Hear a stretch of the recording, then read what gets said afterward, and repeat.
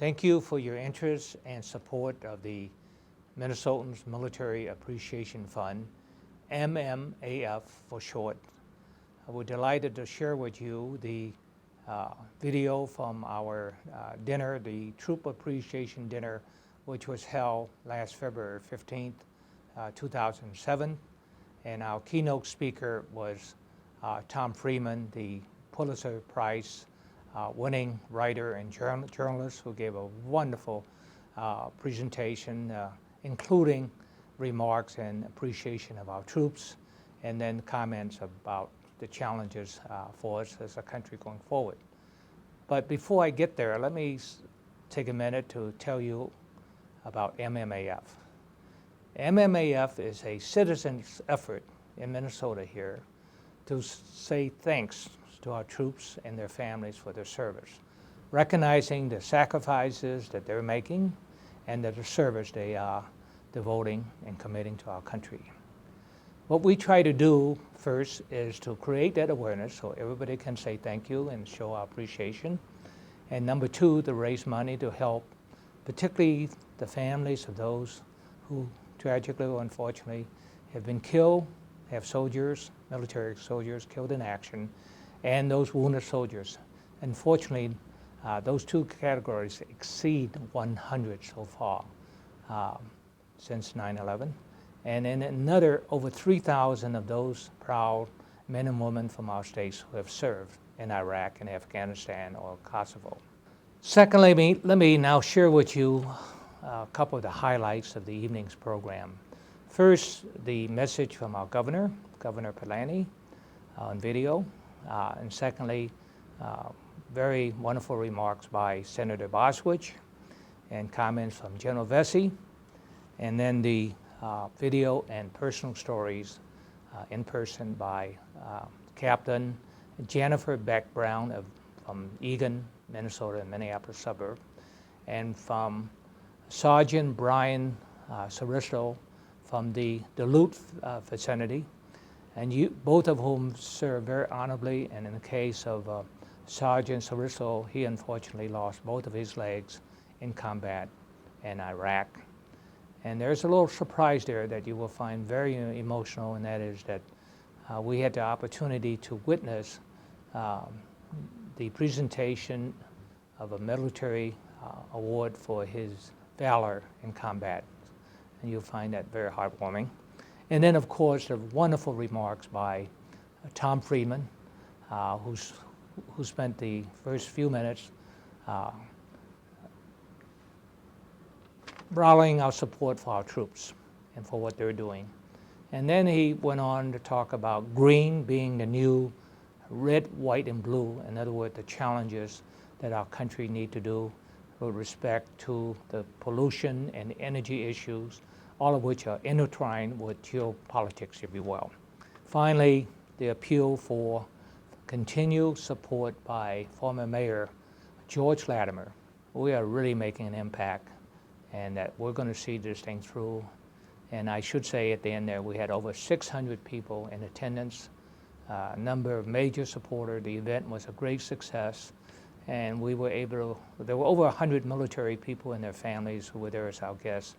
And I can tell you, we were able to really touch their hearts, have them feel our sincere appreciation for the sacrifice that they're making. So again, thank you for your interest. First of all, welcome everyone. My name is Don Shelby from WCCO TV and radio, and thank you for joining us tonight at the 2007 Minnesotans Military Appreciation Dinner, featuring the wonderful Thomas L. Friedman. I call him Tommy sometimes. I consider him a friend, and I'm delighted to be sharing the stage with him this evening, and I am truly honored to be part of this evening's activities. For nearly 2 years, WCCO TV has been the broadcast partner of the Minnesotans Military Appreciation Fund, known as MMAF. And it is a partnership that we take seriously because of MMAF's overall mission and because of what it means to the military still serving in combat. MMAF is a nonpartisan, nonprofit grassroots group of individuals of all backgrounds. And regardless of our political beliefs and regardless of our opinions on government policy, we all find common ground with MMAF. We join in showing our appreciation for our friends and neighbors serving in combat, but by providing them financial contributions as a way of saying thank you for your sacrifice. It's an outstanding way to show the rest of the nation the values that Minnesotans embody. On a personal level, I'm a big believer in MMAF. I served in the Air Force during the Vietnam War and remembered that the welcome home was not quite the same as what we see here tonight. I would be glad to tell you, particularly those of you with military backgrounds, what I did in the military, but I am currently on a 50-year declassification downgrade that does not allow me to share with you under penalty of law in violation of the National Security Act what I did while I was in service, but suffice it to say that when I wore my dress uniform in many of the veterans parades, I began to develop a curvature of the spine to my left because of the weight of the medals that I had to carry, which we solved by putting a concrete block in my right hand as I marched to balance me out. Now, there is a canard being circulated by Channel 11, I think, I haven't gotten down to it, that suggests that really what I did in the service was work for the American Forces Radio and Television Service, and I was simply, during those 4 years, a disc jockey. I think I can tell you without violating any of the elements of the National Security Act that that was simply my cover.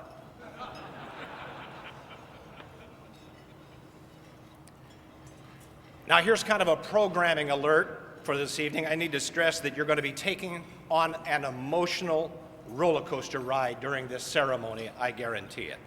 You're going to laugh tonight in camaraderie with friends and neighbors. You will think tonight after hearing the important comments of Tom Friedman, who will be sharing with you momentarily.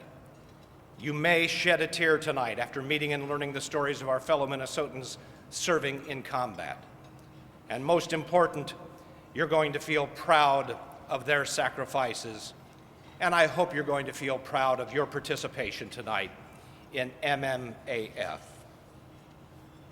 So once again, let me say thank you for coming tonight. And please join me as we welcome our special guests.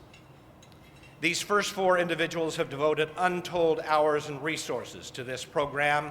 They are the MMAF founders, Gene Sitt, Denny Schulstad, and Michael Gorman. Skip Krozik is unable to attend tonight. Please welcome them as they enter the room tonight.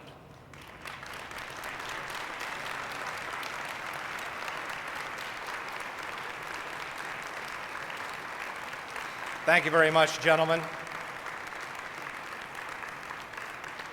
And now a member of the MMAF Board of Overseers, Mr. Sam Kaplan. Please welcome Sam Kaplan.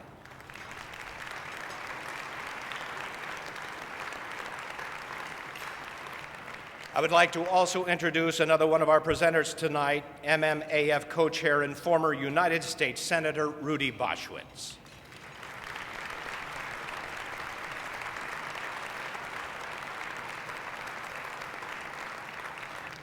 A great MMAF supporter and former St. Paul Mayor, George Latimer.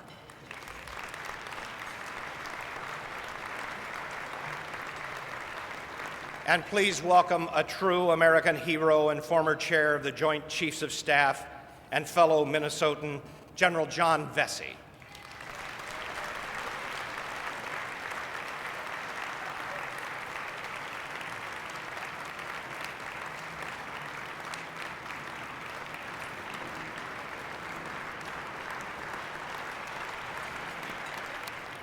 He has joined 2 members of the military who are presenting tonight. They are here with their families. From Egan, Captain Jennifer Beck-Brown, and from Mattawa, Sergeant Brian Saaristo. Please welcome them.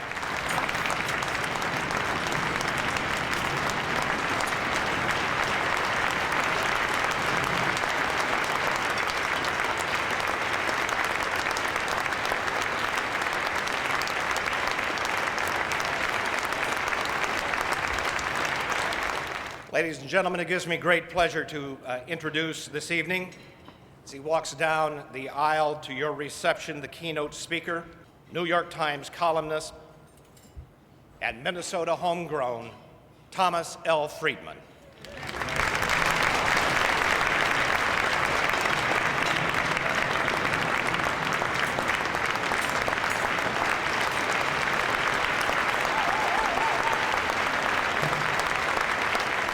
Now, Tommy, I told you this afternoon that I was going to introduce you as you wanted to be introduced. I suppose it grows tiresome after a while to be constantly introduced as a 3-time winner of the Pulitzer Prize. That has got to get old. Everywhere he speaks, every cable television news show he's on, every time he's introduced to talk about another one of his award-winning books, it's the 3-time winner of the Pulitzer Prize, Tom Friedman. Let me introduce him the way that he would love to be introduced in his dreams. Ladies and gentlemen, please welcome, after a sudden death playoff on the 73rd hole against Tiger Woods and Phil Mickelson, ladies and gentlemen, the winner of the Masters PGA Tournament, Tommy Friedman.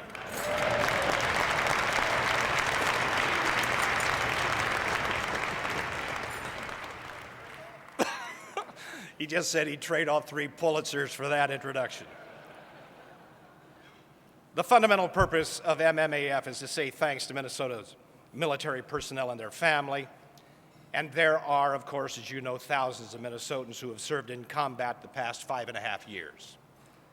And there are hundreds of thousands of friends and family members who await their safe return. We are honored to be in the presence of some of them tonight. Will all of the military personnel in attendance please stand at their table?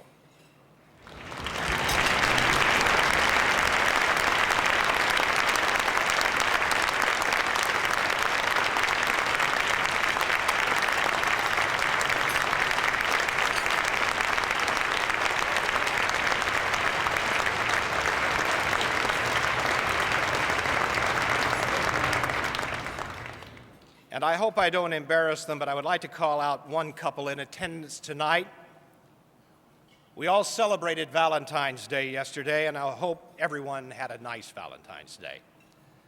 But it was very special for Army National Guard Specialist Anthony Pearson from Wilmer.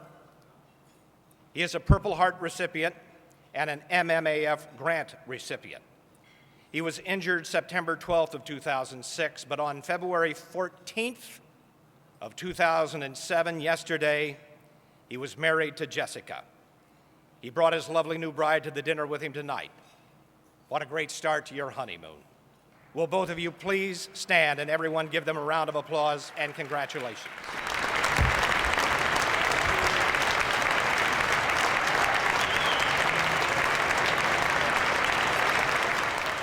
Also with us tonight is Rod Larson, a native of northern Minnesota.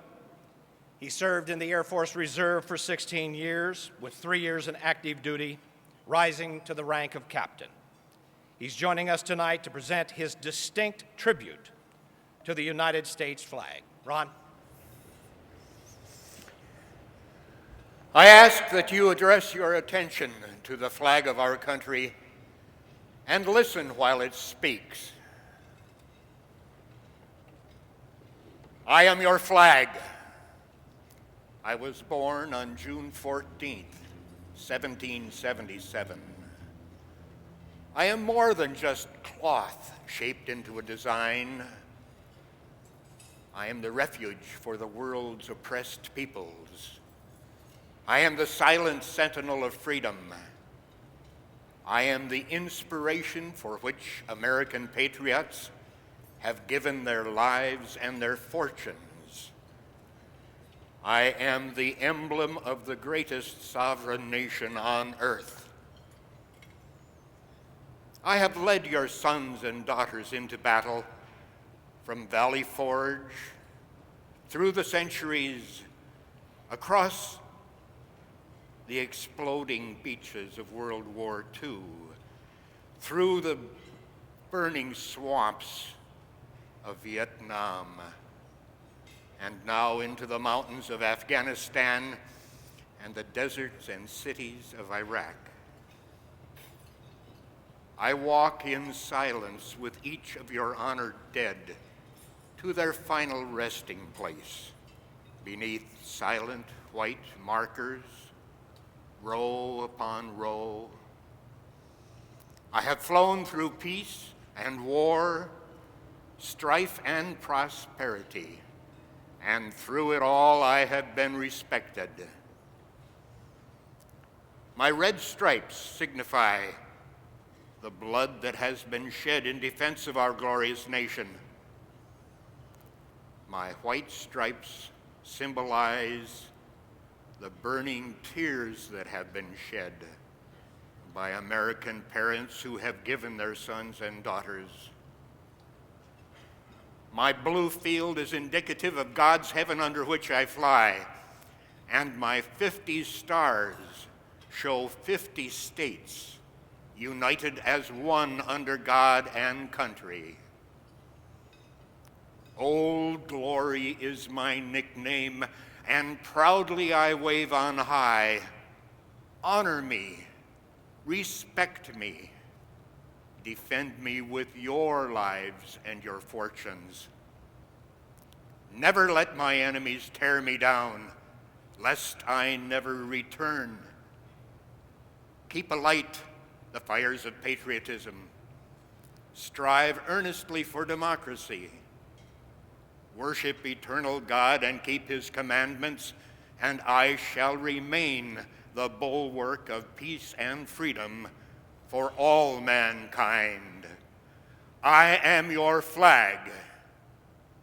Would you please rise and join me in pledging allegiance to the flag of our country? I pledge allegiance to the flag of the United States of America and to the republic for which it stands, one nation under God, indivisible, with liberty and justice for all. 30 years ago, Minnesota's Dorothy Benham represented our state proudly when she was named Miss America. And she is here tonight with our national anthem. Oh, say, can you see by the dawn's early light what so proudly we hailed at the twilight's last gleaming, whose broad stripes and bright stars through the perilous fight o'er the ramparts we watched were so gallantly streaming,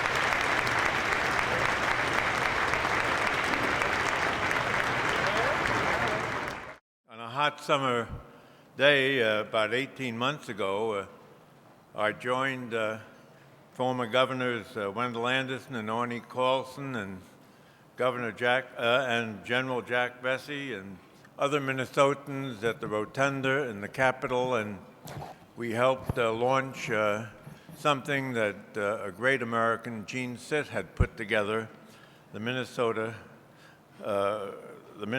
Fund that we are here for tonight. Our fundraising goals were very ambitious, I might say, and it provided, however, a way for Minnesotans to say thanks.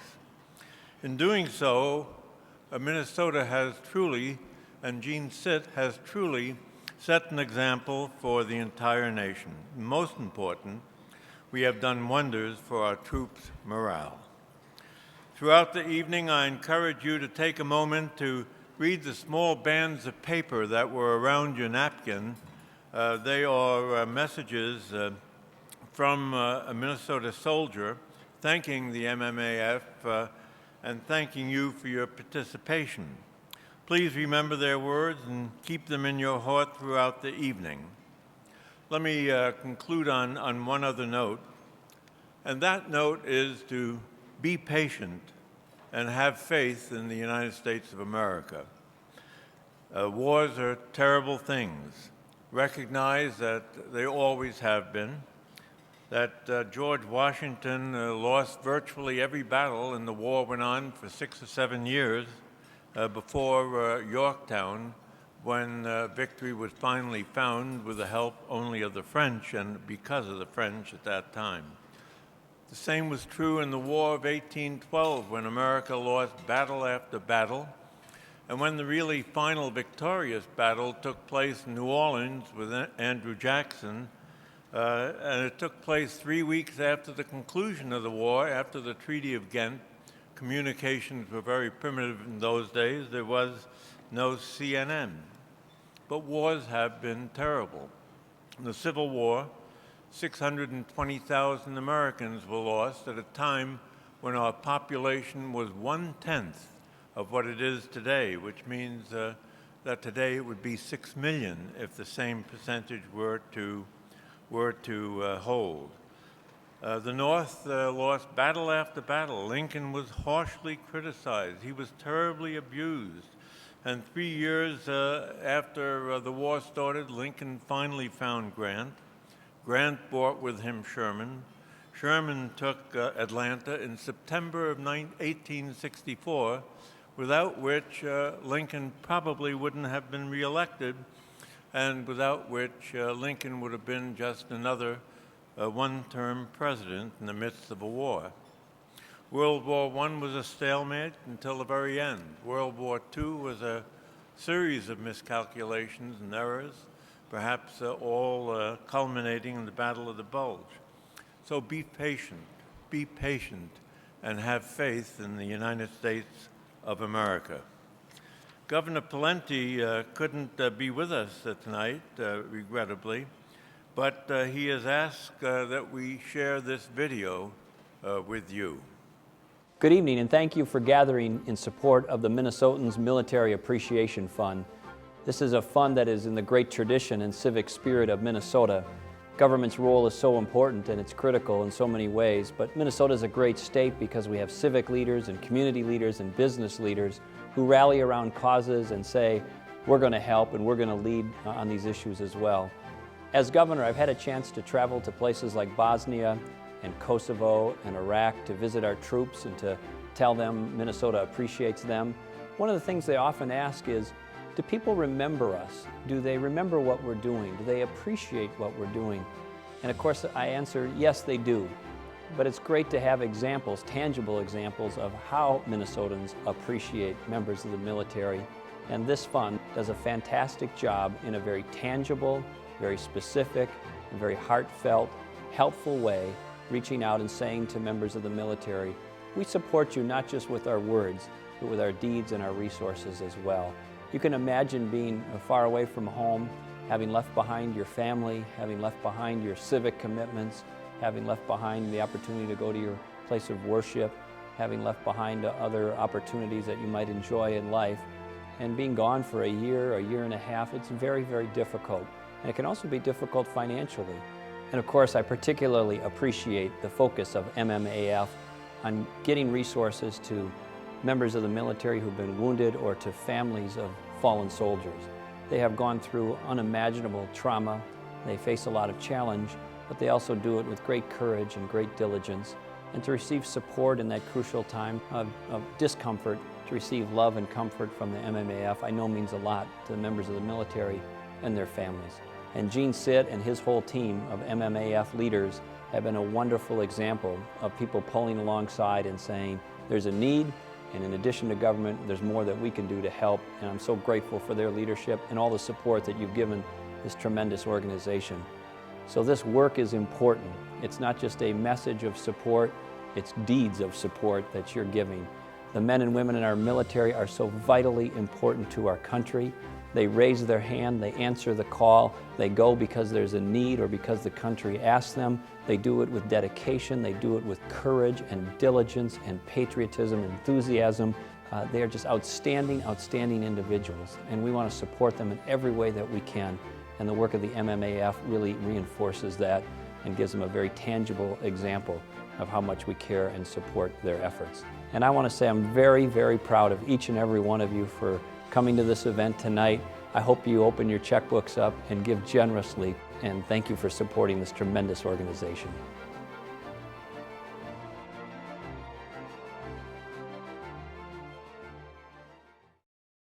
Thank you very much, Mr. Governor.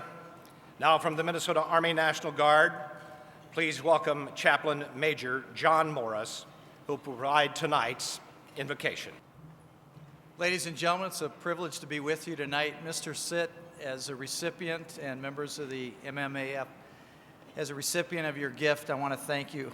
You have done a tremendous thing, and you've blessed a lot of people, and my wife and I among them. Would you bow with me as we pray tonight, not only for our gathering, but for our men and women in arms who are serving us around the world.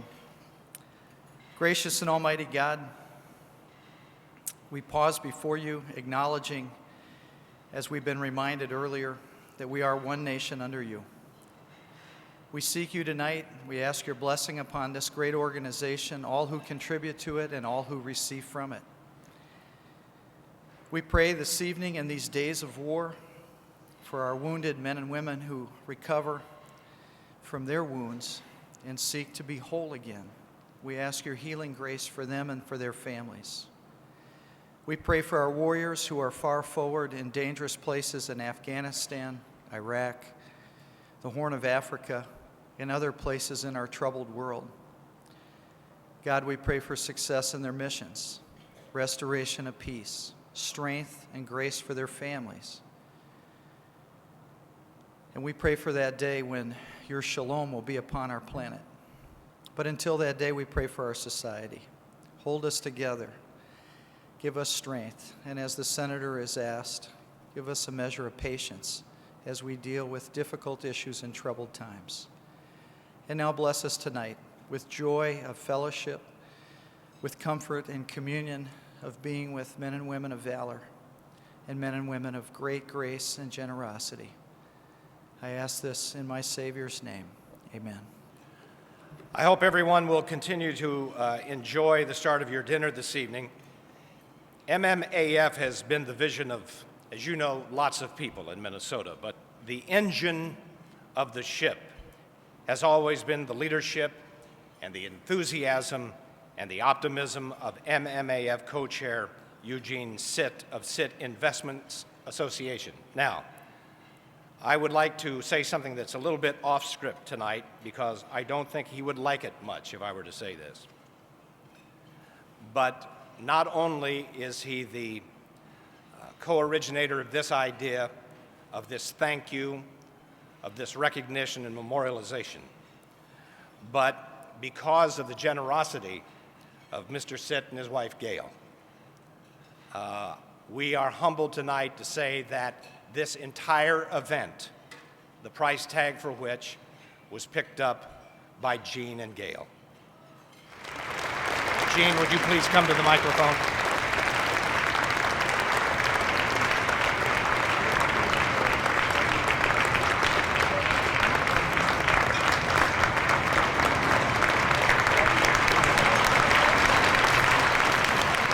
Thank you, Don. That accolade and that applause should go to the entire MMAF leadership. You met some of them tonight. All their names are in the program. And also to our volunteers and you, our supporters. Thank you very much. And thank you for coming tonight. It is wonderful to see so many of our friends and supporters who are here, especially those who were with us from the very beginning, roughly a year and a half ago, from a public launch, and closer to 3 years when we refined the governance and created MMAF and the mission that we set out to achieve. I will briefly share with you the story of MMAF, the progress that we're making, and the impact that we are having on our men and women who are making the sacrifices on our behalf. A little bit about the history and the genesis, if you will. About 3-4 years ago, when the war got going, Jack Vessey, an old, I should say, a good family friend, a young family friend, I should say, and I were discussing the war in Iraq and the noble efforts of our Minnesota soldiers in particular. Jack, by the way, as you know, is a retired 4-star general who served as the chairman of the Joint Chiefs of Staff under President Reagan, and he served 46 years in the U.S. military, which, by the way, is a record. Additionally, he rose from the rank of a buck private to a 4-star general. Not many people have done that. Jack, congratulations.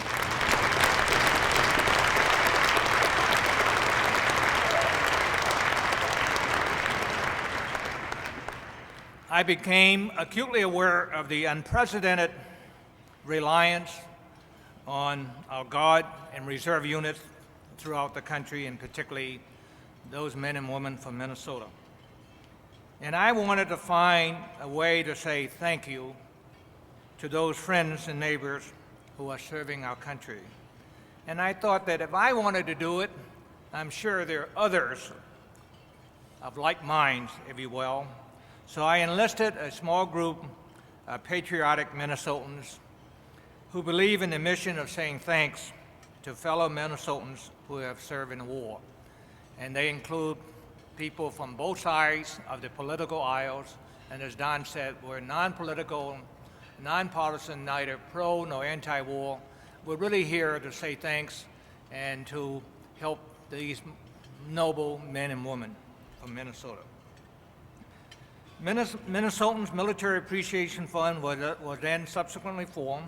It is a 501c3 nonprofit organization.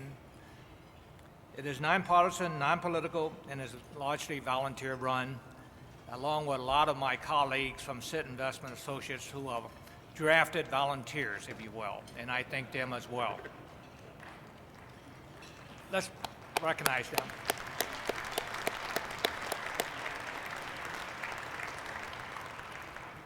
The mission of MMAF is very simple. Minnesotans thanking Minnesota soldiers. As a way to say thanks, MMAF provides cash grant to Minnesotans who have served in a combat zone since September 11, 2001. We provide larger grant amounts to Minnesotans wounded in the war and to the families of Minnesotans killed in action.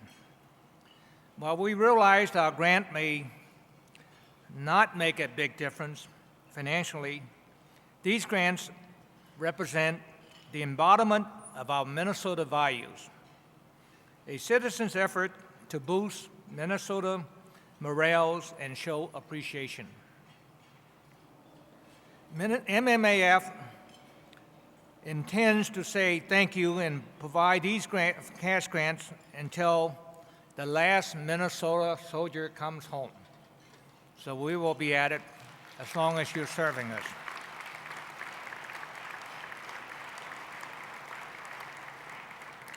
A secondary mission is raising public awareness about the large number of Minnesotans serving in the war and the tremendous sacrifices these men and women are making on our behalf. And last count, roughly 13,000 plus the reserve, the Guard member 13,000 plus the number of reservists have served as well. So it's a big number.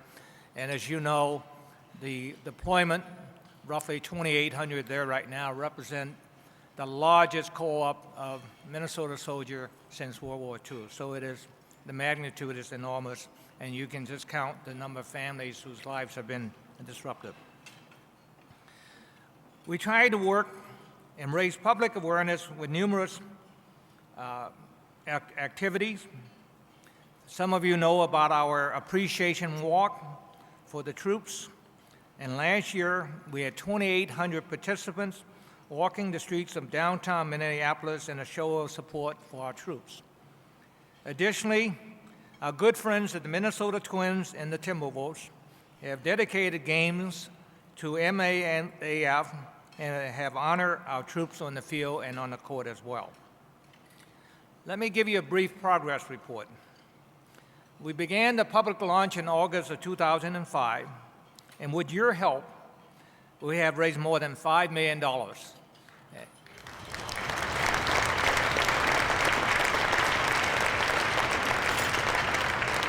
And as you will see from the program with the donations that we received to date, we're approaching $6 million at this point in time.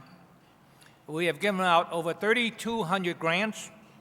26 of those grants went to the families of soldiers killed, over 100 to injured soldiers, Purple Heart winners, and the remaining grants to soldiers who have served honorably in a combat zone. Applications for grants continue to flow into our office at the rate of about 100 per week. And we are expecting a big surge later this summer when our reservists, roughly 500, and Guard members will be allowed to come home. As you know, they got their tours extended. And many of them have served now close to a year in Iraq. Are we making a difference? I think so. This war is becoming increasingly unpopular. Raising money is hard, but I know for a fact that our efforts are making a difference. Minnesota troops appreciate our support and our appreciation. I've had the personal privilege of delivering grant checks to several soldier recipients, including a couple who were severely injured and a visit to the VA. When you look at these gentlemen in the eyes and see their physical injuries and listen to their stories of rehab, family sacrifices, and financial predicaments, you know our expression of thanks and the cash grants make a difference. Few things have touched me more or as deeply as meeting some of these men and women who are making the sacrifices for us. Sometimes the grants help meet financial needs. One member of family wrote to us, "Thank you. Jamie's headstone came this week. I was getting a little worried about paying for it. The Navy put some marker, but no headstone." Unbelievable. Another soldier wrote to tell us that the grant allowed them to buy new bikes for their kids at Christmas. But more often we hear about how good it feels to be thanked. One letter stated, "It makes me so proud of everything that I stand for and what Minnesota stands for. Thank you for taking the time to thank our troops. It really means a lot." Another letter states, "I'm writing you today to thank you for the opportunity to once again boast about the fact that I have the best state in the nation. In my 8 years as a soldier, I've had the pleasure of interacting with other service personnel from all over the country. However, none of them have been able to compare their home states with the great recognition and appreciation that my home state, Minnesota, gives to its soldier.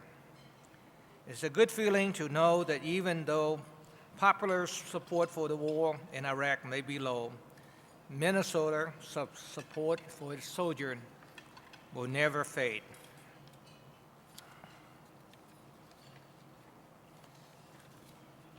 Our time, our efforts, and our donations do matter.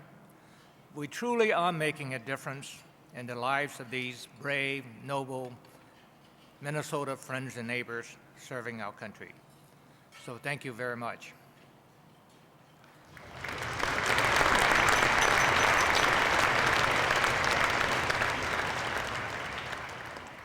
Now I have the pleasure of introducing our next speaker, my good friend Jack Vessey, who helped me launch the Minnesotans Military Appreciation Fund. I said both Avis and Jack are good friends of the Gales of mine and the Sitt family. I told you about Jack's dedicated and outstanding service to our country. 46 years of active military service. He joined the Guard in 1939, went to Africa in World War II, and then after many more assignments, retired as a four-star general, serving as the chairman of Joint Chiefs. Additionally, he served President Reagan, President Ford, President Clinton as the emissary to Hanoi on the MIA issue. And today, he's still very active in serving and advising the White House and several presidents. He has been a recipient of numerous U.S. and foreign decorations and awards, the most notable of which recently was being awarded the Presidential Medal of Freedom by President H.W. Bush. Ladies and gentlemen, please welcome our good friend, Jack Vessey.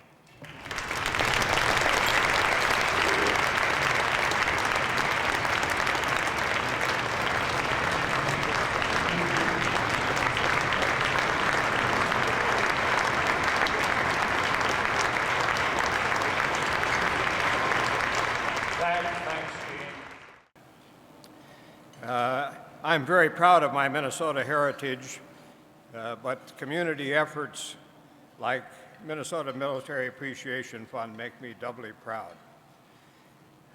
I was a little embarrassed tonight because I was supposed to walk down the aisle with Captain Beck-Brown and Sergeant Brian Saaristo, but for those of you who are back in those other aisles, you probably didn't notice that Sergeant Saaristo is a double amputee, and we rehearsed a little bit, and finally he said, "General, you're a little too slow. Why don't you go up ahead so that you don't hold the rest of us up?"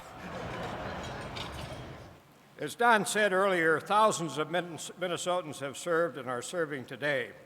I don't know how many thousands there are, but I do know that number is a very small fraction of our total population. And that small fraction of our total population is bearing the real burden of the present conflict. 66 years ago, almost to the day, my Minnesota National Guard comrades and I marched from the Armory in minus 20 degrees weather right over here to this station and this train shed, and got on board a train that took us for a trip that eventually would take us to World War II and return the survivors 4.5 years later. Before that war was over, 12% of the population was in the armed forces at one time. A comparable figure today would have 33 million of us under arms. Don mentioned his Vietnam War service, and at the peak of that war and the concurrent Cold War, 1.5% of us were serving in the armed forces.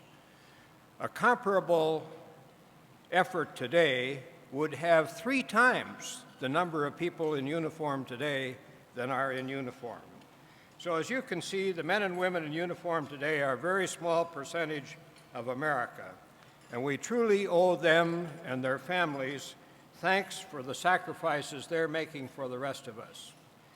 MMAF is a real effort to help Minnesotans express those thanks, and if you're not part of it, I hope you'll be part of it. Now we're going to get a chance to see a couple of short videos to help you understand why.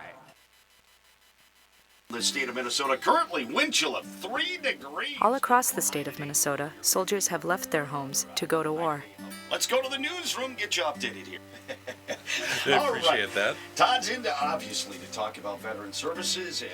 There is a growing effort to help both them and their families, from small-town radio stations and local workshops to organizations like MMAF. The need for assistance is still growing. You see, ladies and gentlemen, there's been 15,000 combat veterans from Minnesota since 9/11. There are 5,000 from Minnesota fighting in Iraq and Afghanistan today. So there's a lot of people affected, but let me prove it to you. How many of you, show of hands, personally know somebody who has served in Iraq, Afghanistan, is serving there, or will be serving there shortly? Would you raise your hands? And keep them high. Look around the room, everybody. Look at the impact in your life of this war. Separation is always going to be a big factor. You've got computers, you have everything else, so that always helps, but you still don't have that physical contact. I've got a real strong wife, and I knew she was strong, so it kind of made things easy. They're not allowed to tell you where they are, what they're doing, or, you know, things like that. But at least if they're emailing back and forth, you know, things are at least okay. We found out that I was getting deployed. You know, the first thing we did is try and set up our family life so that I could be gone and they can maintain without me here. I still really missed her, even when she was calling. Like, I asked Dad every single night if I could call her. Because I really, really, really missed her. If she were gone for more than a year, I don't know how we could live or survive. My son just received a check from you. He appreciated it, and the feelings it stirred in me were overwhelming. Last year at this time, I wondered if he would ever come home alive and well. And the specter of that person not coming back and the horror, the thought of us having to handle all those responsibilities with that person gone is overwhelming. Nobody gets married to send their lover to war. Nobody has children to send them to war. I progressed fast. I moved from the bed, intensive care, to a regular bed probably in about 4 days. While Brian served in Iraq, his tour of duty ended early because of a devastating injury. With the assistance of private donors in addition to their benefits, Cheryl was able to bring their children to Washington, D.C., where they joined Brian at Walter Reed. Well, I told him I wanted the kids to see him so they knew that he was okay, and he just shook his head no, because he couldn't talk. And the second he fell asleep, I took him in there because they needed to. You know, they needed to see him. Please accept this check along with my appreciation to the vets and their families. I had been married to a disabled vet that had been wounded in Iwo Jima. God bless them all. I can't thank you enough for the grant you presented me and the kindness and respect I was given at the Appreciation Day. You've helped me through a very emotional time, and my family and I are truly grateful to you and the people of Minnesota. Thank you again. I feel a trip to the grocery store coming on, and propane in the tank for winter. It was the private organizations that helped the Saaristo family through the initial financial hardships because they were able to expedite their funds at the time of need. There's so many guidelines you have to go by, and that's their guidelines, not the guidelines of a family that needs to eat, sleep, pay for their rent, pay for their lights, pay for their fuel to heat their house. My job fired me because I did not return to work on August 11th when I was supposed to return to work. And they were well aware of, you know, our situation, what happened, and I phoned them constantly, and they let me go. I want you to consider this statistic. When a combat veteran returns from combat, they affect 15 people directly. They come back and shake up the lives of 15 people. How can that be? Well, when I returned home from Iraq, I affected my immediate nuclear family, right? My mom and dad, my mother-in-law, father-in-law, and my best friends. Not hard to add up to 15. Then when I go back to work, how many more people do I have a big impact on? All my coworkers, when I go back to worship, all the people that I worship with, when I go back to where I play, all the people that I play with. Pretty soon I have a big impact, 60 people when I come back from combat. Well, I told you 15,000 have already been there, 5,000 are there, and do you see an end in sight? On behalf of our daughter, Sergeant Danielle Eng, currently serving, thank you for the kind words, your efforts, and dedication in raising these funds, and the grant money itself. There is not a military family out there that won't benefit from this, whether it's used for transportation, child care, clothing, food, school loans, or affording goodie packages for them now. We were struggling financially. Of course, Christmas time is so expensive anyway. We got a $250 check and I went out and I was like, okay, yay, we get to get my kids bikes, which is what I wanted to get them anyway. Then that's what they got from Santa Claus that year is bikes and helmets. And then I wrote a letter to MMAF and I was like, thanks so much, we'll be thinking about you during our bike rides. Whether or not we personally know a soldier, we can make a great impact, making a difference in not just one soldier's life, but also for those around them. I just want to drop a line and let the wonderful people at your organization know how grateful I am. I just received a very generous grant shortly after the new year. I can't tell you how much of a difference it made. Your generosity at this time will not be forgotten.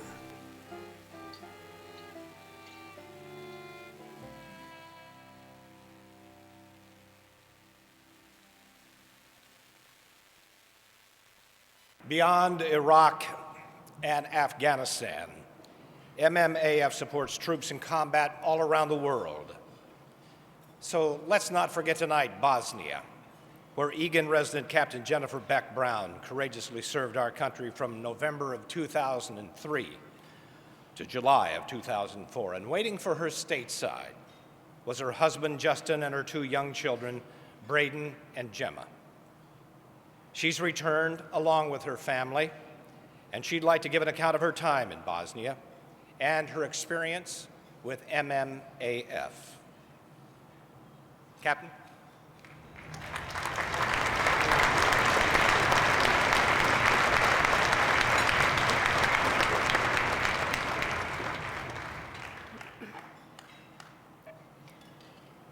Have you ever wondered what it was like for a mother to leave her young family, to deploy overseas, and to fight for our country? I'm Captain Jennifer Beck-Brown, and I'm going to tell you a little bit about my experience. When we first found out that I was going to be deployed, our first priority was our children. Justin and I were working full-time, and so our son Braden, who was 14 months old, was going to daycare full-time. We talked to our daycare provider and told her that we would need some extra hours, that Braden would be with her more. Additionally, that he may have some emotional issues because I wasn't going to be directly in his life for a while. And she agreed. She was more than happy to help us while I was gone. My daughter Gemma was in 2nd grade, and we talked to her teacher, and her teacher suggested that Gemma have a school counselor available to her in case she had any significant problems in school. And so we agreed to that, and then also agreed that we would keep in touch via email. I spent Thanksgiving that year with my family, and then I left the next day with 39 other soldiers from Minnesota with our destination of Sarajevo in Bosnia and Herzegovina in support of stabilization forces. About 6 weeks after I had left, our daycare provider told Justin that she could not handle Braden any longer. Anytime that Justin would drop Braden off, Braden would be crying hysterically, trying to open the door, throwing a fit. And when our daycare provider finally was able to calm Braden down, he would then turn his attention to her. And she wasn't able to leave the room, or he would again go into hysterics and cry. She would carry him around for most of the day, and like during nap time, she couldn't even lay him down, and when she tried to lay him down, he would wake up and cry and start looking for her. Our pediatrician said that he had signs of separation anxiety. About that same time, I got an email from my daughter Gemma's counselor saying that Gemma needed to be seeing her more frequently because Gemma was having a really hard time in class. And so we agreed that Gemma would start seeing her counselor twice a week. Justin called me, I called Justin, and he had made the decision that he was going to quit work and stay at home with our kids full time. He was right. Our children did need him full time, and Braden could not have handled going to another daycare provider. So Justin put in his 2 weeks at work, and we became a single income family.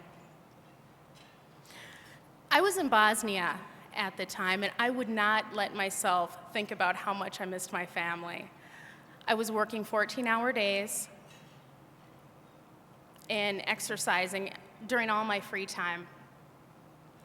I wouldn't let myself think about my little girl planning her 8th birthday without me, or how much I missed holding my son. About 3 weeks before I was scheduled to come home, I let myself start thinking about how much I missed my family, how much fun it was going to be going for walks with them, and we scheduled a camping trip for when I got home.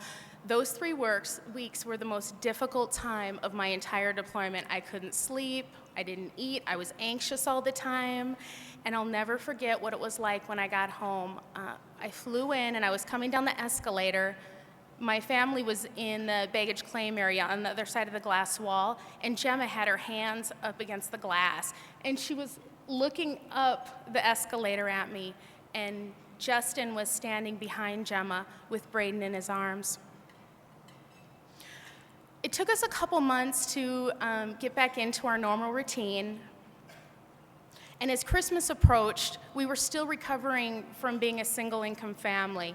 And we talked about how that Christmas was going to be a conservative Christmas, but it didn't matter, we were going to be together this year.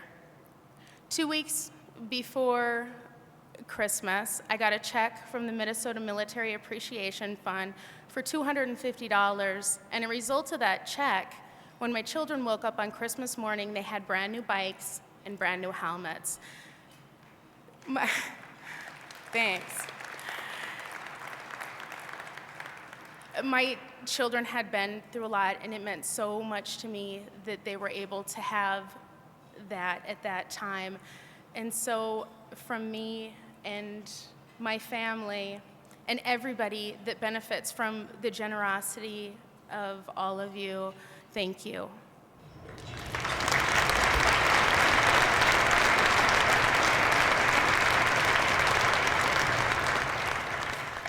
I also wanted to introduce my family. They're with me tonight. Justin, and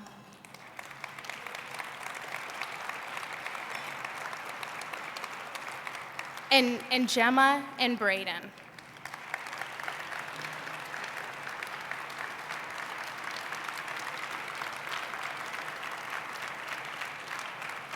Can I go? Okay. Our next guest, Army Sergeant Brian Saaristo of Mattawa, Minnesota, served with distinction for 6 years between 1981 and 1987 in the United States Army. But apparently he was not finished with his military career. You see, after September 11th, he proclaimed, "My country needs me." And in 2005, he re-enlisted, and he was stationed in Kirkuk, Iraq. On July 2nd last year, while we were stateside, enjoying a long Independence Day holiday, a roadside bomb struck Sergeant Saaristo's Humvee. He suffered major injuries, and for that he received a Purple Heart. He's here tonight with his wife Cheryl and children Leah and Brian to share his story. Ladies and gentlemen, please welcome Army Sergeant Brian Saaristo.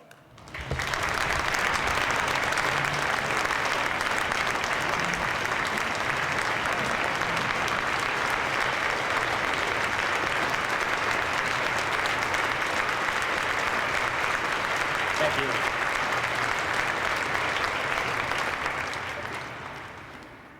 I would like to thank the MMAF for letting me say a few words and give you an insight of what the MMAF has done for me and my family, and why it is important to continue helping the soldiers of Minnesota. I was injured on the 2nd of July, 2006, in a town of Kirkuk, Iraq, by a roadside bomb, also known as an IED. If it wasn't for the professionalism of the men in my convoy, I would probably not be here today. They placed the tourniquets in the proper places and brought me to the medical location. At this time, realized that one of my legs had been blown off just below the knee and the other one in a bad state. It could also not be saved. I can remember the only thing that was of any importance at the time was the safety of the other soldiers, most of them younger than I was. The only wounded soldiers out of the 5 that were in the Humvee were the driver, a specialist pupor, a good friend of mine, and myself, him losing his right leg above the knee. We were both brought to the same room in Walter Reed Medical Center. This was the best thing because we kind of motivated each other, pushed each other a little bit further past the note. For me, having my family with me was probably the best cure of anything. The return of me and my family to Minnesota was probably one of the better days in my recovery. Starting my appointments for prosthetics at the VA, appointments finding out about MMAF, and sending in the application for the donation, the funds really came in at a great time. Because of policies and regulations, coming out of active duty for a person must wait for a period of time because of policies, and Social Security also has a 6-month waiting period, leaving me and my wife very short. MMAF really came through, and I would speak in their behalf at any time. My goals are to spread the word and let the people know the need is there, and soldiers coming back from Iraq or wherever they may have been deployed, be it active or National Guard, we are all brothers and sisters fighting the fight. With the donations of the MMAF, we are not only helping the soldiers, we are sending a message to each and every one of them that the state of Minnesota are really behind them and show their support. Again, I thank you, and my family thanks you, MMAF, for all what you have done, and for all the soldiers of Minnesota, now in the months to come. This is a long road, and I will be here to show my support, and I hope everyone else feels the same as I do. Thank you. And again, I'd like to introduce my wife and children to you, Cheryl, Leah, and Brian. Thank you. I want you to stay up here. Stay right here. A little something to remember. If you look at this shoulder over here, Sergeant Saaristo served in the 101st Airborne Division. It's an outfit in the Army we call the Screaming Eagles. It's the elite Air Assault Division of the United States Army, and an outfit that had a wonderful reputation for doing things right in Iraq. And just as an extra note, the first commander who took it into Iraq, General David Petraeus, has now taken over as the overall commander in Iraq. You don't know it, Sergeant Saaristo, but there are a couple of other Screaming Eagles here in the audience tonight, and I'd like to ask Captain Edsel Stanley and First Sergeant Oscar Arroyo from Battery B of the 2nd Battalion, 320th Field Artillery, to come up here.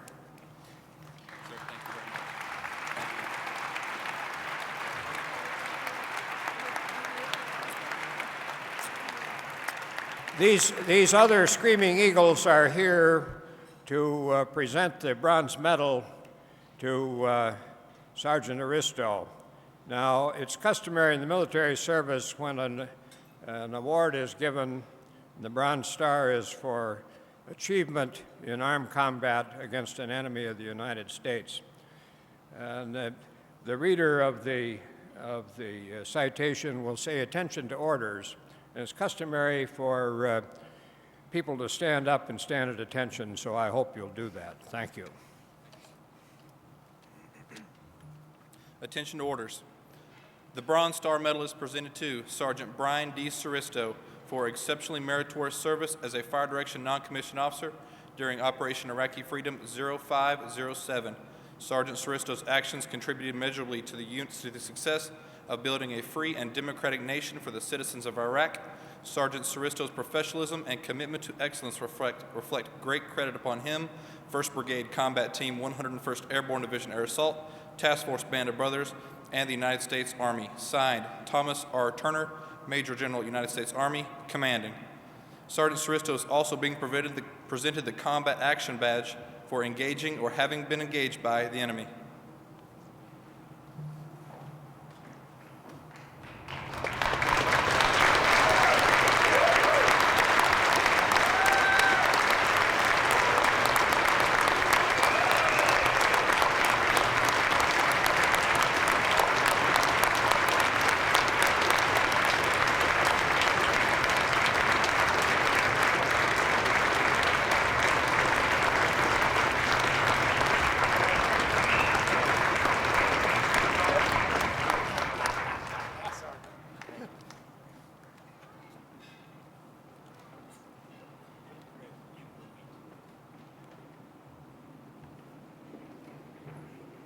Wow. What an incredible group of courageous individuals. I'm not alone when I say I think that you are everyone's heroes. This is a remarkable event reflecting the good judgment, generosity, and humanity of the people of the state of Minnesota. But I would tell you, and now we repeat ourselves, that none of this would have happened without Gene Sitt. I assure you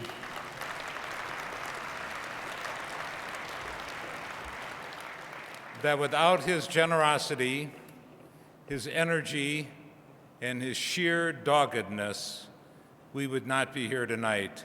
I think tonight, Gene, you're Minnesota's #1 citizen.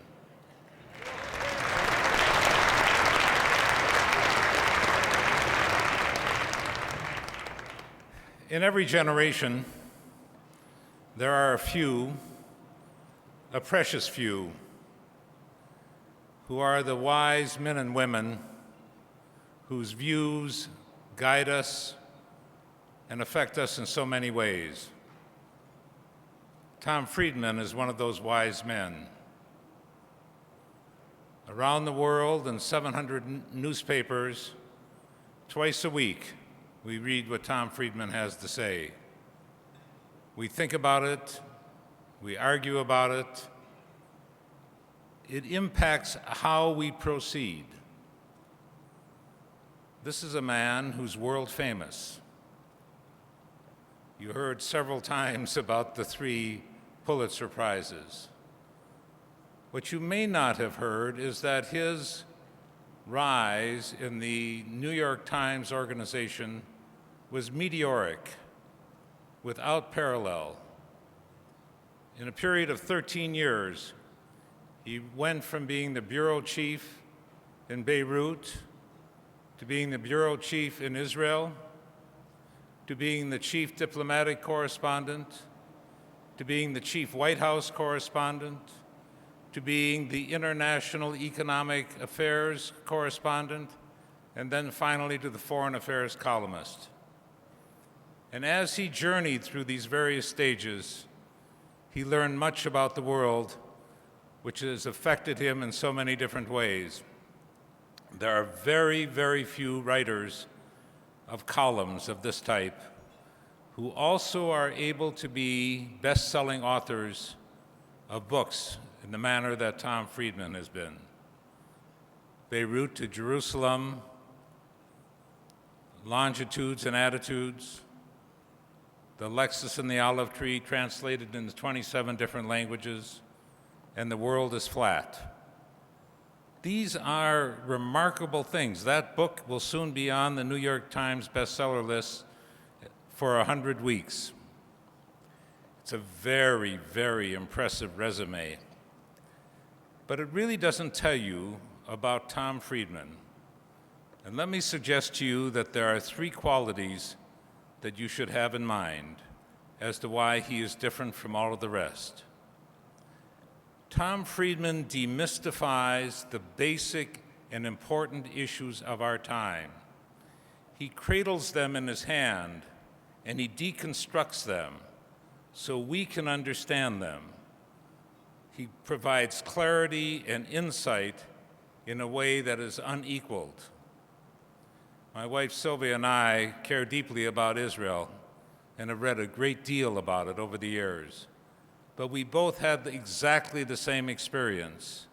Not until we read From Beirut to Jerusalem did we really understand what it's all about. And that says a great deal about Tom Friedman. When you read what he has written, you understand what it's all about. Sitting over here, I have a client and very good friend who's not of the same political point of view as mine, an avid reader of Tom Friedman.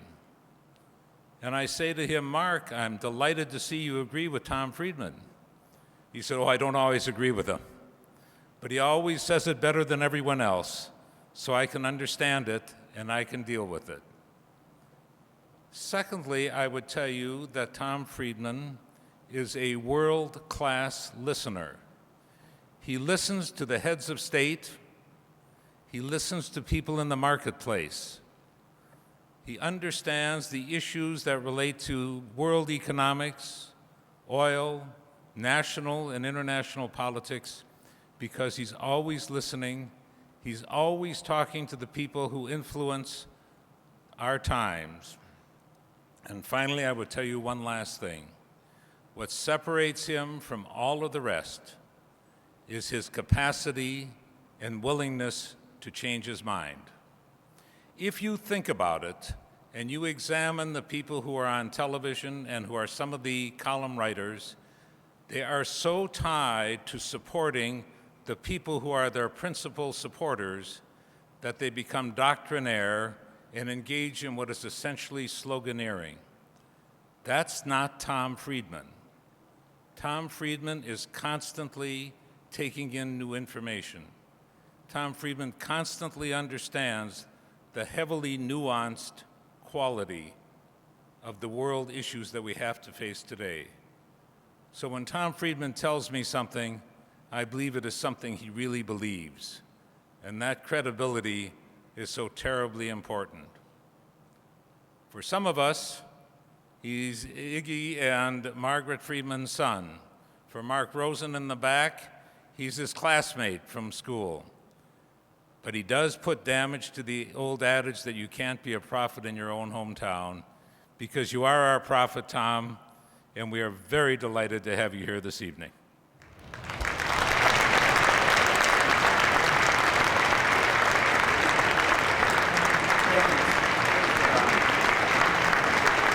Thanks,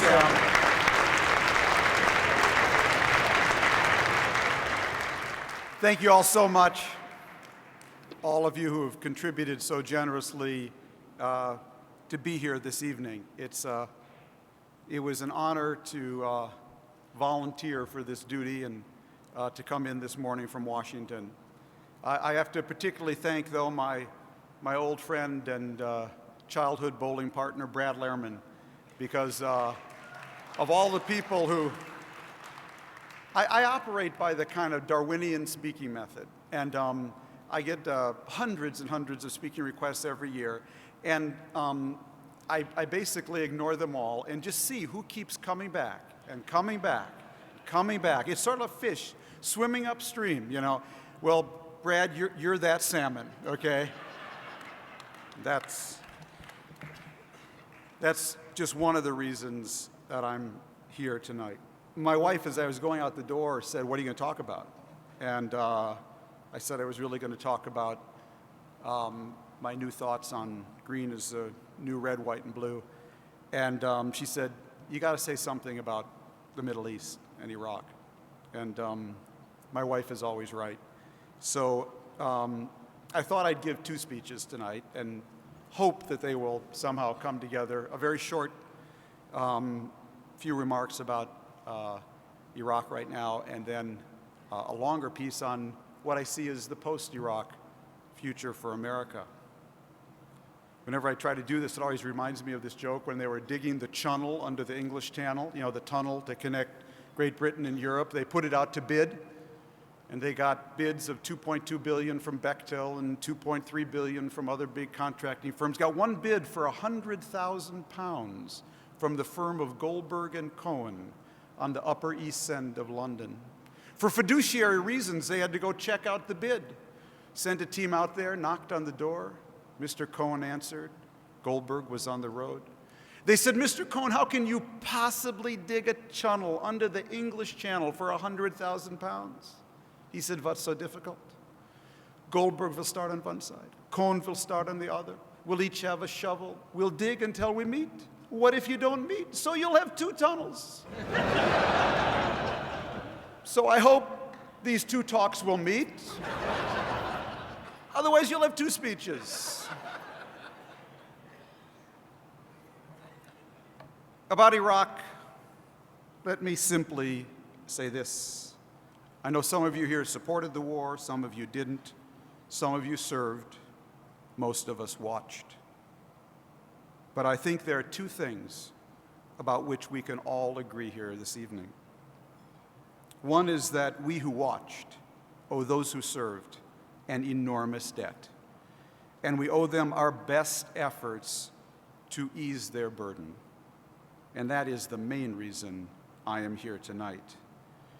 The other thing I believe that we owe those who served is an honest accounting of what they have been doing. Some people say this was a war for oil. Sorry, we had all the oil we needed before this war started. Some people say it was about WMD. Unfortunately, we didn't find any of that, and I never thought that was the most important thing about this war. In my own travels to Iraq and my own encounters with our soldiers there over 5 trips, I always found that they had a much simpler, gut, intuitive sense of what this war was about. I thought it was reflected in what was said about Brian of just wanting to enlist after 9/11. That was sort of what I found in talking to soldiers there. What they intuitively understood, I believe, was that this region, this Arab world, has been governed for centuries through what I would call top-down monologues.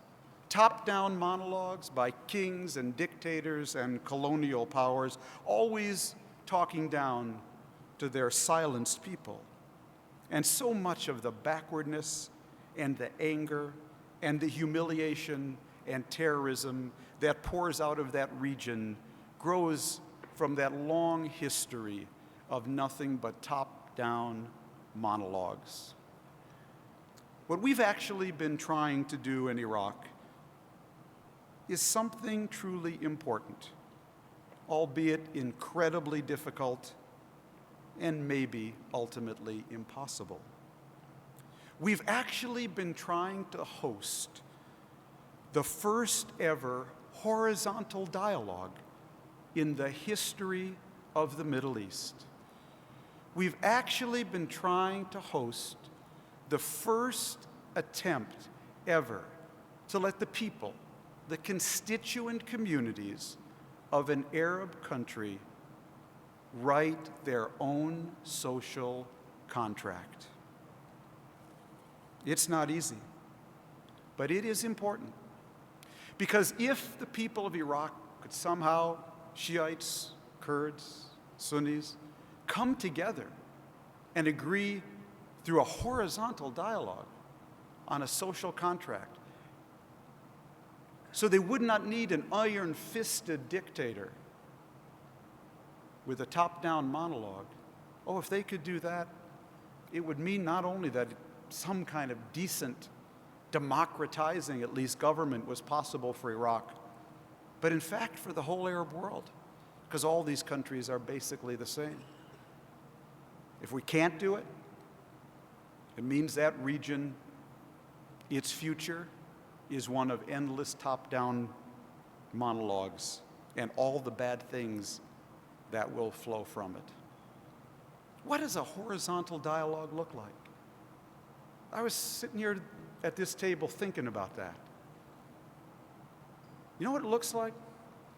looks like Don Shelby, a son of Wales, introducing Eugene, a son of Shanghai, to introduce Tom, the son of Russian immigrants, to speak in praise of a daughter of Egan and a son of Mattawa, Minnesota. That's what a horizontal dialogue looks like. Oh, we are so exceptional. We are Martians. I really discovered this on my last trip to Iraq. My last trip to Iraq was to go out with the U.S. Navy.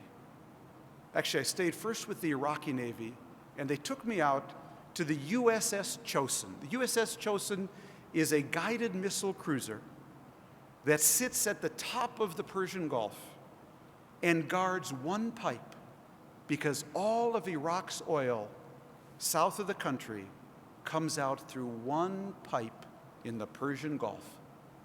And it's guarded by a US guided missile cruiser and 2 Coast Guard cutters and a token Iraqi fast patrol boat. And the first thing I noticed when I boarded the Chosin, this USS guided missile cruiser, was that all the voices were women. Turns out the Chosin had 16 women officers, and they didn't have room for women enlisted personnel, so all the women were officers, and they often stood the watch. And so over the ship's PA, all you heard all day long were women's voices. Now, this ship is surrounded by Iraqi fisher boats. They think we have an all-chick Navy.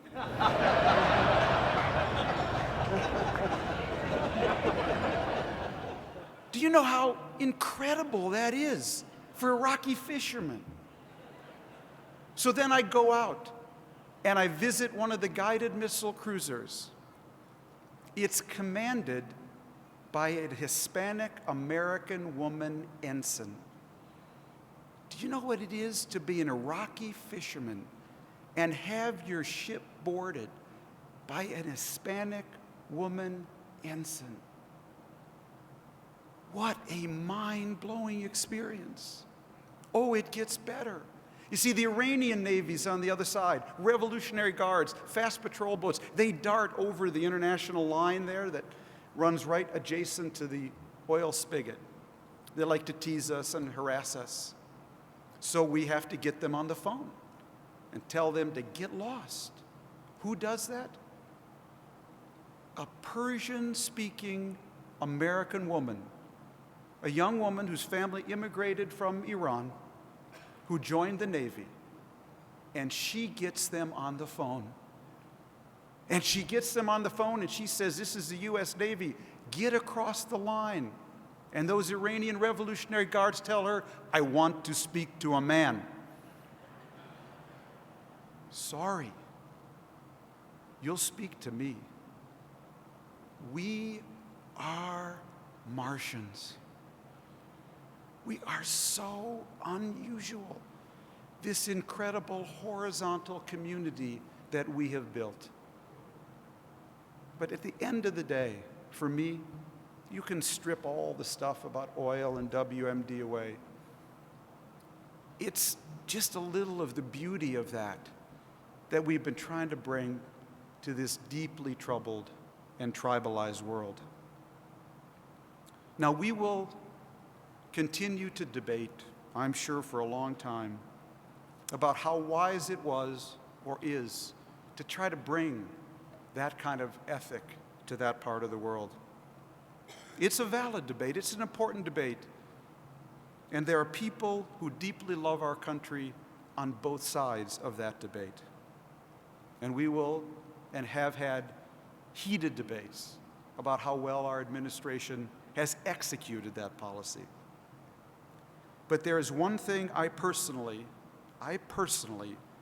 will not be debating, and that is the importance of the cause that those of you who have served were pursuing.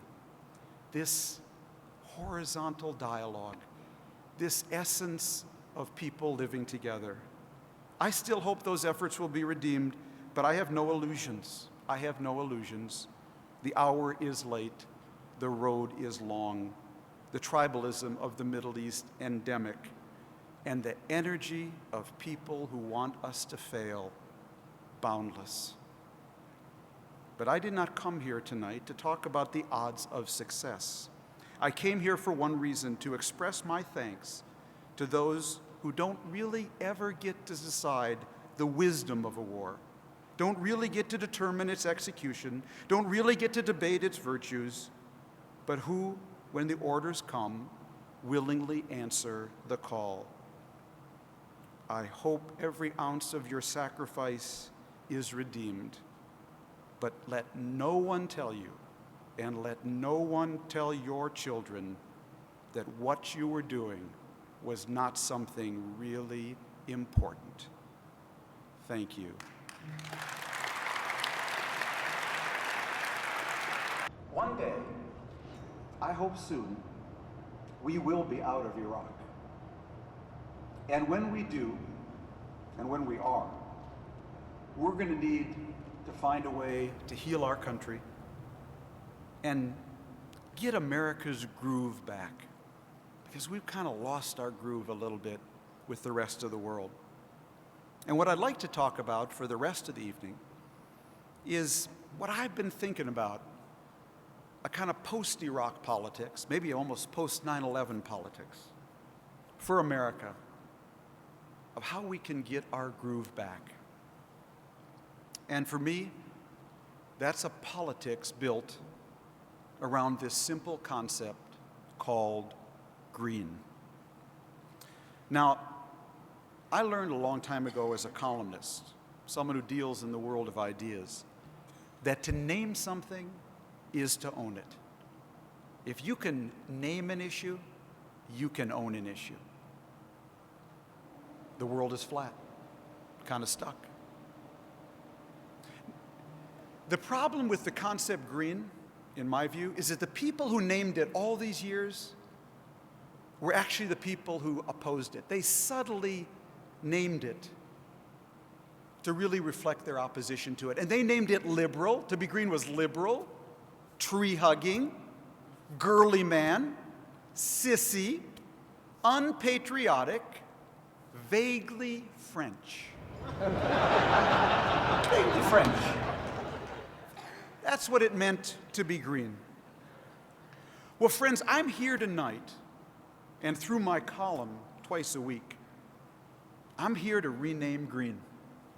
And I want to rename it geostrategic, geoeconomic, capitalistic, and patriotic. I want to do that because I think that living, working, designing, manufacturing, and projecting America in a green way can be the basis of a whole new progressive ideology and political movement for the 21st century. Hence my own personal motto, green is the new red, white, and blue. Now, a redefined, broader, and more muscular green ideology is not meant to trump traditional Republican or Democratic agendas, but rather to bridge them when it comes to addressing the three major issues facing Americans today: jobs, temperature, and terrorism. How do our kids compete in a flatter world? How do they survive in a warmer world? And how do they thrive in a more dangerous world? Those are, in a nutshell, the key questions facing America at the dawn of the 21st century. But the solutions to these problems are so large in scale that they can't possibly be addressed by an America divided along red and blue state constituencies. Not a chance. The power of a new green progressivism is that it can, properly defined, mobilize liberals and conservatives, evangelicals and atheists, red states and blue states, big business and environmentalists around a core agenda that I believe really can reknit America at home, reconnect America abroad, and restore America to its natural place in the global order as the beacon of progress, hope, and inspiration. To put it another way, after World War II, President Eisenhower used the threat of communism and the Red Menace to justify the massive spending on a national interstate highway system, to tie America together so that we could better move weapons and equipment around in the event of a war with the Soviets. That highway system, ironically, helped to enshrine America's car culture and to lock in the suburban sprawl, low-density housing, and atrophying of our railroads, which all combined to get America addicted to cheap fossil fuels, particularly oil. In many ways, the rest of the world followed our model. Today, half a century later, we are paying the accumulated economic, geopolitical, and climate prices of that kind of American society.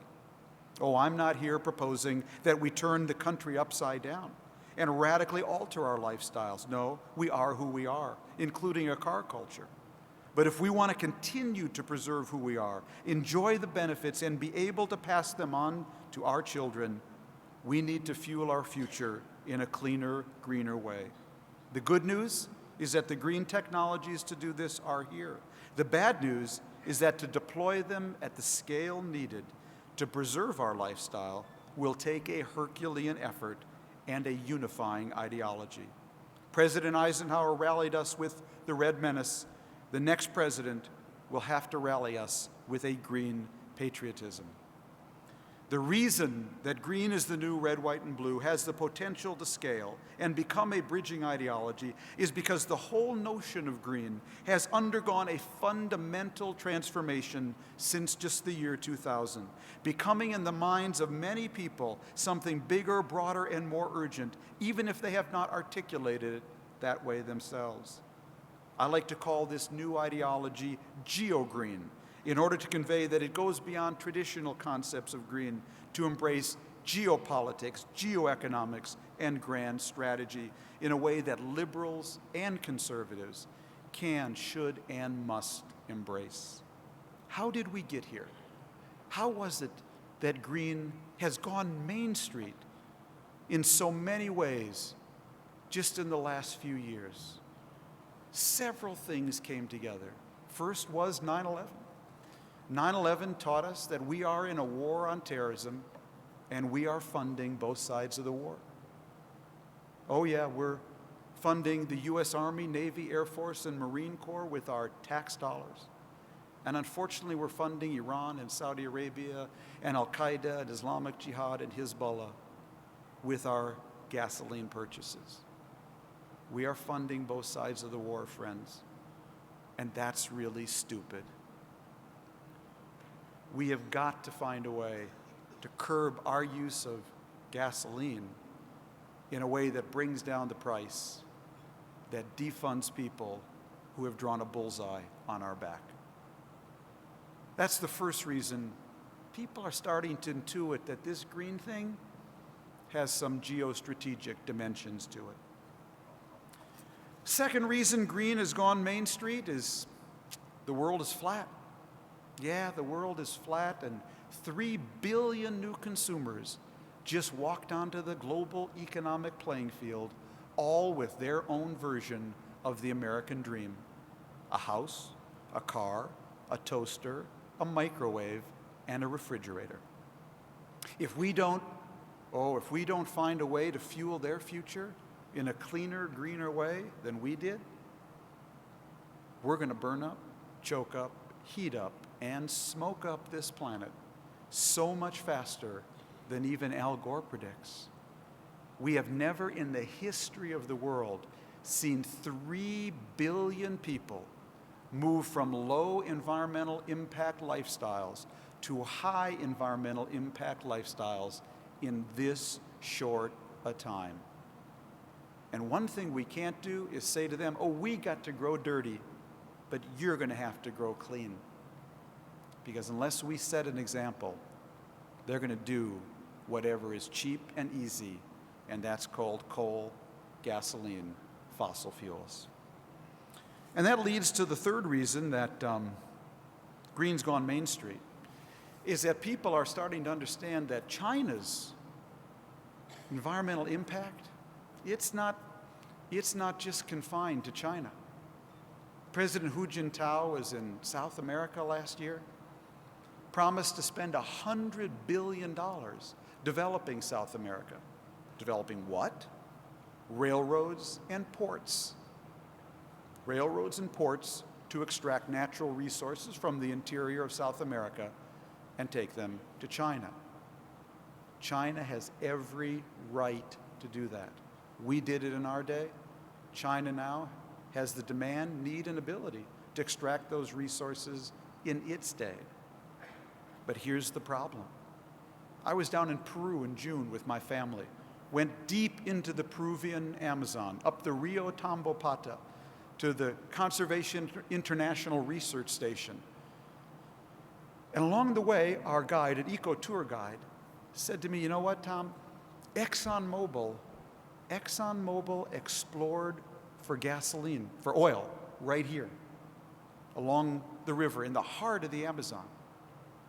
You couldn't tell that a leaf was out of place. Because you see, American multinationals today operate under an incredible web of scrutiny. NGOs, shareholders, the internet.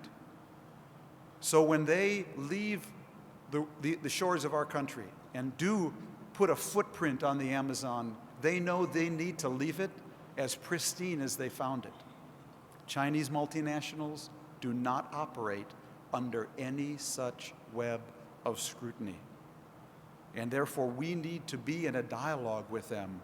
Otherwise, the footprint they are going to leave on the world will be one that will erase species at an alarming rate. The fourth reason that this is not your parents' energy crisis, that this is something new and it's gone Main Street, has to do with a little thing called Google. Yeah. You know, when you go to Google and you put in Don Shelby, and hit I'm feeling lucky. You know what happens? Well, hopefully comes up all kinds of wonderful stories about Don. But to get to those wonderful stories, what happens is that your little message turns into an electrical impulse in a server farm somewhere. And that electrical impulse in that server has to be cooled by an air conditioner. When you have 1 trillion of those a second, it creates a huge source of electricity demand and air conditioning. A month ago, I visited the Dalles Dam on the Columbia River in Oregon. Right next to it is an abandoned aluminum factory. Looks like just an old skeleton of a factory over here. And over here was a gleaming bank of buildings belching steam into the air from a heat exchanger on the roof. What was that? Oh, that's the Google data center. They've bought the electricity from the dam that used to supply the aluminum factory. Yahoo's got the dam upriver. Microsoft, they've got the dam up in Washington State. If I've got my statistics right here, yeah, last year, 2005, $26.1 billion was spent in the United States cooling data centers. And this is only going to go one way. Another reason, green, also geoeconomic. Last reason that green has gone Main Street, I believe, has to do with a phenomena that I call the first law of petropolitics. The first law of petropolitics. And this is something I invented last year because it was just on the basis of an intuition. And the intuition I had was that the price of oil and the pace of freedom operated in an inverse correlation. That as the price of oil went down in what I call petrol states that are highly dependent on oil for their GDP, the pace of freedom went up. And as the price of oil went up, the pace of freedom went down. So I came to Foreign Policy Magazine. They gave me a researcher, and we did 2 graphs. First, we graphed the price of oil from 1979 till 2005. And that graph looks something like this. Starts at about $80 a barrel. 1991, mid-90s, goes down to $10 a barrel, and then back up to $80 a barrel. Looks like a V. Then what we did was we went to Freedom House, and we got the Freedom House Freedom Index for 3 countries, Nigeria, Venezuela, and Russia. And they actually index freedom. Number of newspapers open, free and fair elections, moderates and reformers elected. And we took those graphs and we overlaid it on the oil graph. And you know what that looked like? Looked like this. Wow. Isn't it interesting? When oil was $20 a barrel, Iran elected Khatami, a reformer, and called for a dialogue of civilizations.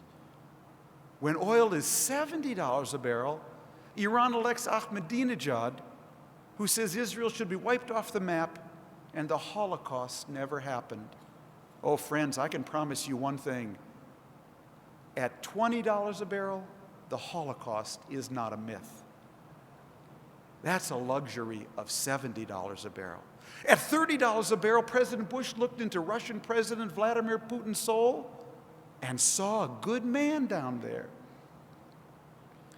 At $80 a barrel, you look into Putin's soul, you'll see Gazprom, Lukos, Rosneft, every Russian newspaper, and every Russian parliament member who he's swallowed with his oil wealth.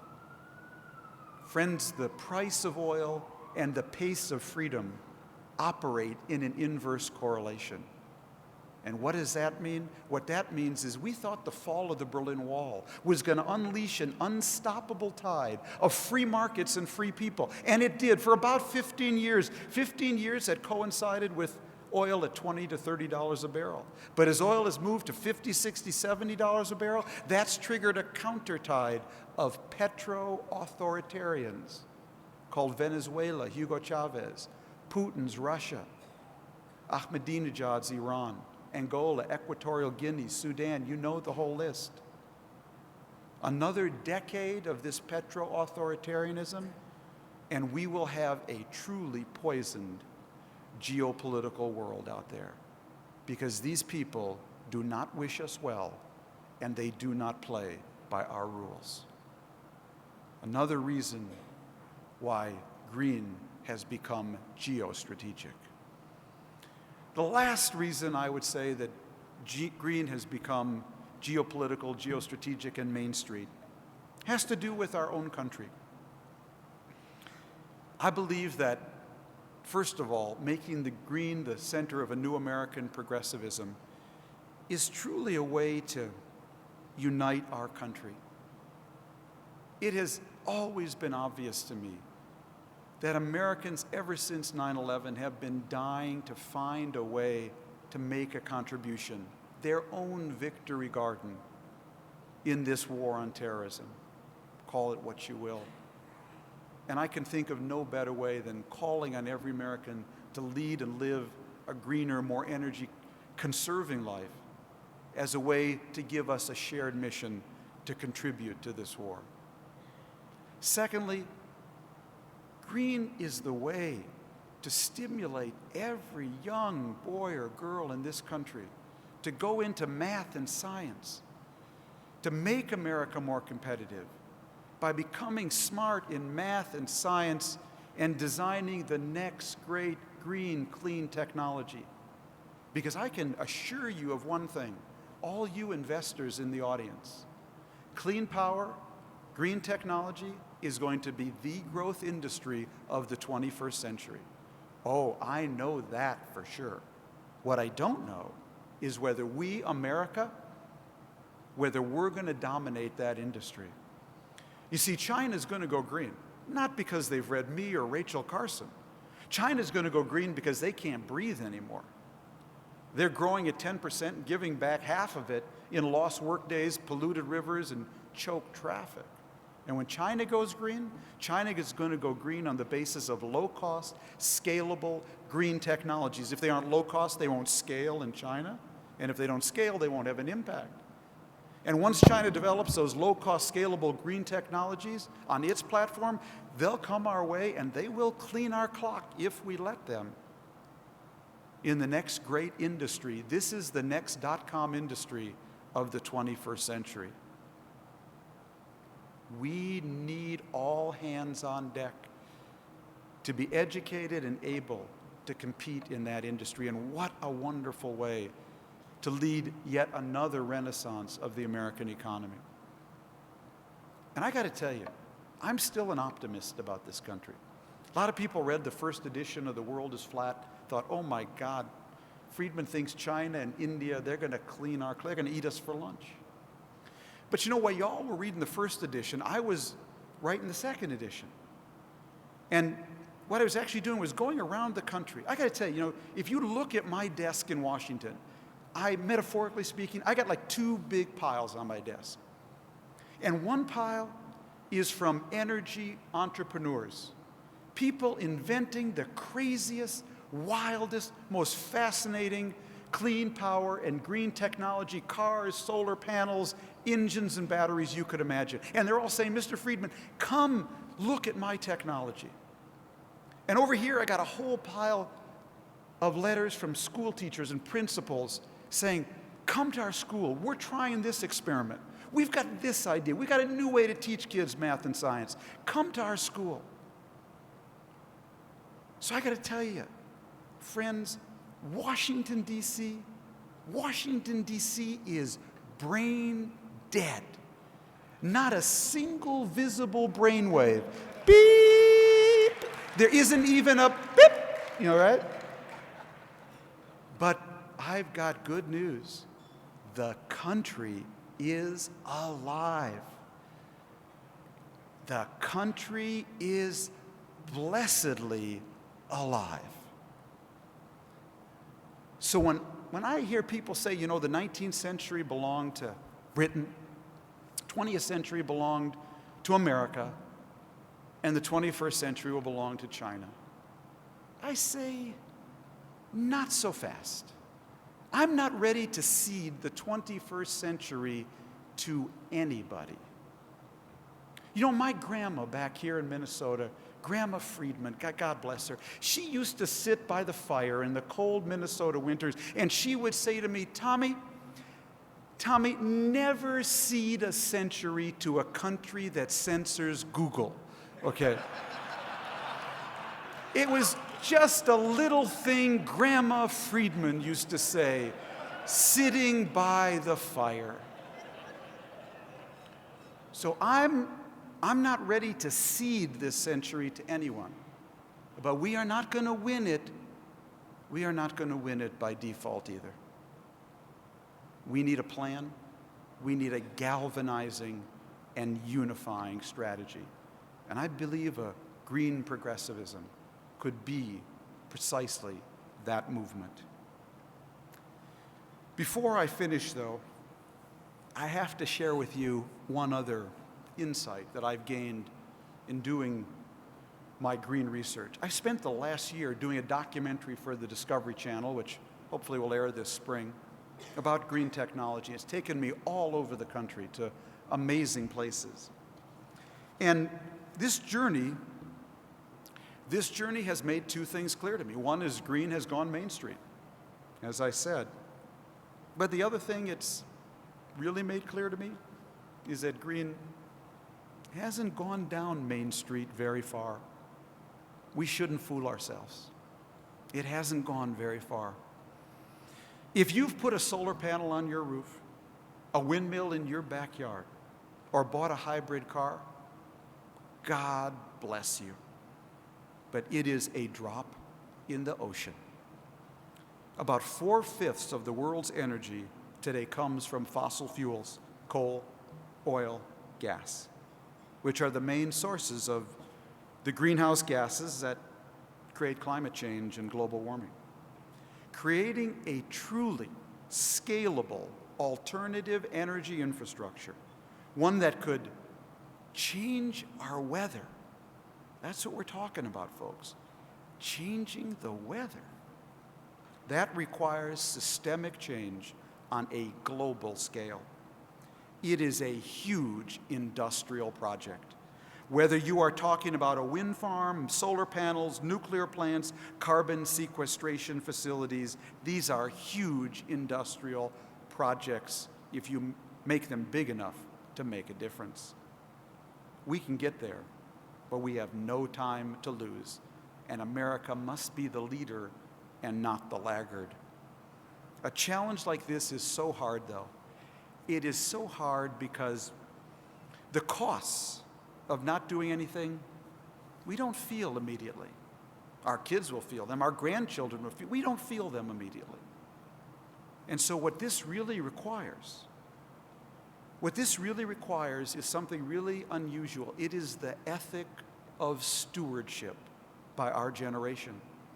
It's what parents do for their kids. Think about the long term so their kids can have a better future. But it's much easier to get the ethic of stewardship in a family than it is across a whole society. But that is our challenge. The good news is that much has changed. Much has changed around this whole green concept, friends, in just the past few years. Yes, more and more of Main Street America understands, God bless them, that green is the new red, white, and blue. But I have to be honest, if that just remains a motto, the only polar bears your kids are ever going to see will be in the faded pages of the National Geographic. If, however, that becomes a movement, a new progressive movement, and really tackles the problem, oh, history will have much good to say about us. History will say that we too were a greatest generation because we were the greenest generation. Thank you very much. Thank you. Thank you very much.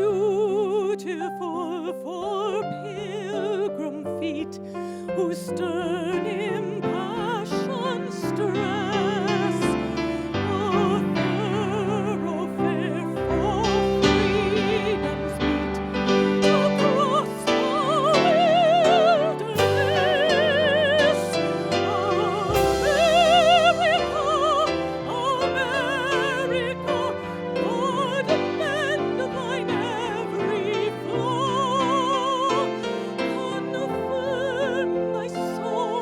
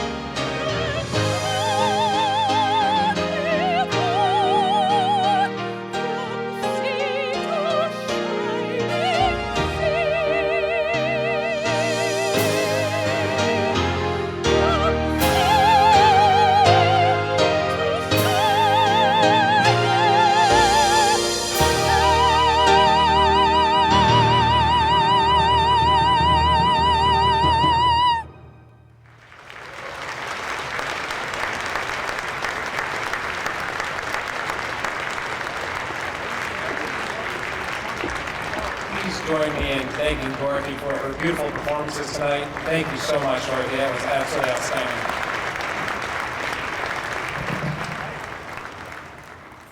Good evening. My name is Michael Gorman. I'm a member of the board of the MMAF. I'm here sitting in for Don Shelby, who has had to return to WCCO to perform his duties as the anchor on the 10 p.m. newscast.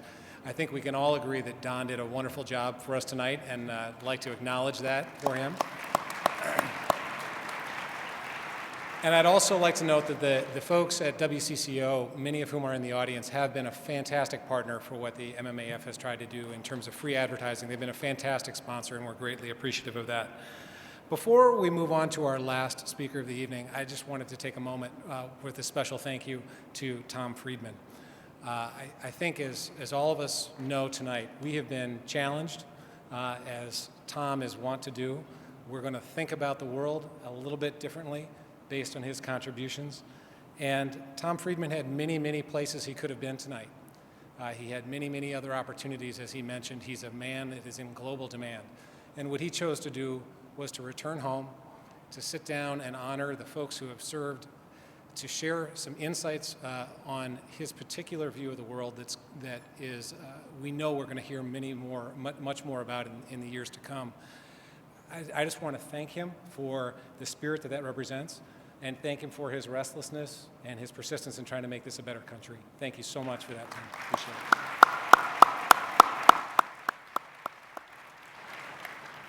it. So without further ado, let me welcome former St. Paul Mayor George Latimer with some final remarks. Thank you so much. Thank you. Thank you very much, General Vessey, and all of those of you who have served. We, all of us here, are honored by your presence, and we thank you again. And Gene, I thank you for inviting me to be here, and Sam Kaplan for introducing me to Gene. Gene asked me to close the remarks for the evening, and I never ask people why they ask me to do anything, because the answer can be embarrassing at times. And in this instance, Gene very quietly said something about my only function is that which my entire professional and political life has trained me to beg. And so I'm here to beg. Now, this is a little bit different, though, because we're going to have people, I've been promised, that there, you know, sometimes at church and at synagogue, they have a plate that goes around. Is there going to be a plate that goes around? All right, let me show you what I'm going to do. I'm going to write a check, and I rarely do that. In fact, I don't even bring checks with me. But if you look at your table, you will see that there are other ways of you giving, and I know that you're prepared to do so. I'm going to stick to the script to this extent. I want to read, for those of you who don't know the detail of what good you can do by this act, I want to read how the money will be used. Minnesota military personnel who have been deployed to a combat zone since September 2001 are eligible to apply for financial grants from MMAF. The grant amounts vary, however, according to the level of hardship endured as a result of combat zone deployment. Grant amounts include $250 for soldiers who served in a combat zone, $2,000 to $10,000 for soldiers wounded in combat, depending on the severity of injuries sustained, and $5,000 for families of soldiers killed in combat. You've already heard tonight how your donations can touch and transform the families and the people who have served us so well. Let us, therefore, do all that we can now. I think Minnesotans, the most wonderful part about this whole commitment, in my mind, is in a world that's more and more fractious and more divided, there are healing and unifying forces, and I submit to you that love of our country continues to be the singular unifying force that brought us, all of us here.